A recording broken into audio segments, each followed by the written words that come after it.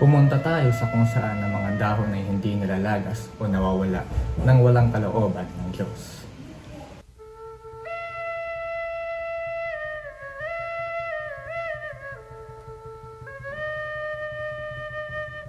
Ako si Crisostomo Ibarra, nagtago at nagpakita muli bilang Simon.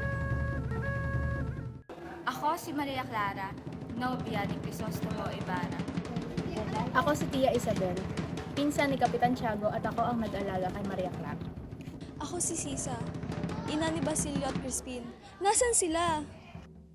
Ako si Padre Salvi, in nomine Patri. Ako si Doña Victorina at asawa ko si Tiburcio. Muchas gracias. Mga Indio, Ako si Paulita Gomez, pamangkin ni Doña Victorina at kasintahan ko si Isagani.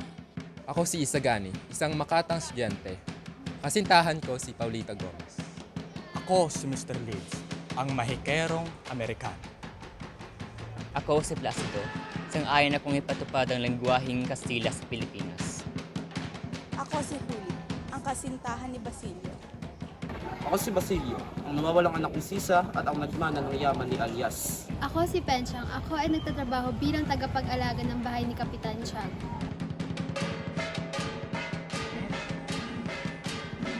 Anak ko na rin na si Ibarra.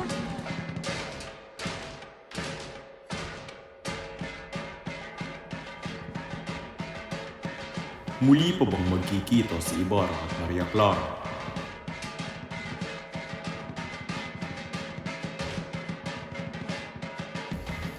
Basilio! Crispin!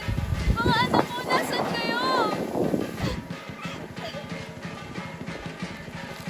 Ano na kaya ang buhay ni Basilio mula nung nawala siya sa kanyang nanay?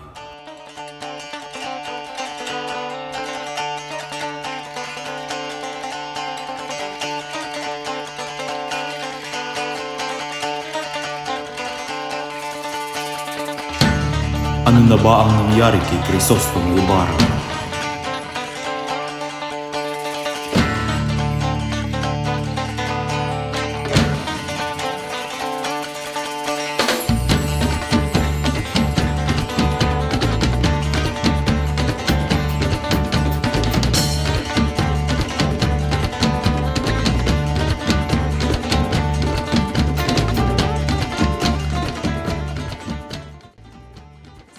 Sis Malasik Don Simon, magpahinga ka naman.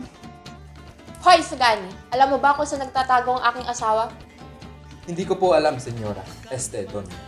Pag nakita mo yung hudas na yan, sabi mo sa kanya, tatawag ako ng Guardia Civil. Buhay man o patay, kailangan namin magkita. Opo, Donya. Masusunod. Shoo! May bago na naman bang plano ang nagbabagang Don Victorina? Mananalo ba ang mga estudyante sa pagpapatupad ng wikang Espanyol? Sa tingin mo, Don Custodio, sa aking palagay, nararapan na talagang ipatupad ang lengguwaheng Kastila.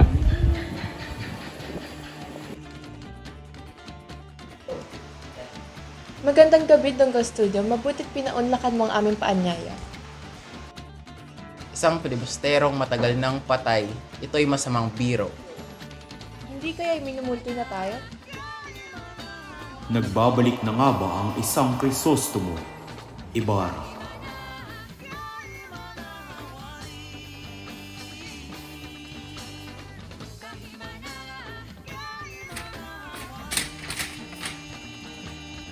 Buhay si Crisostomo.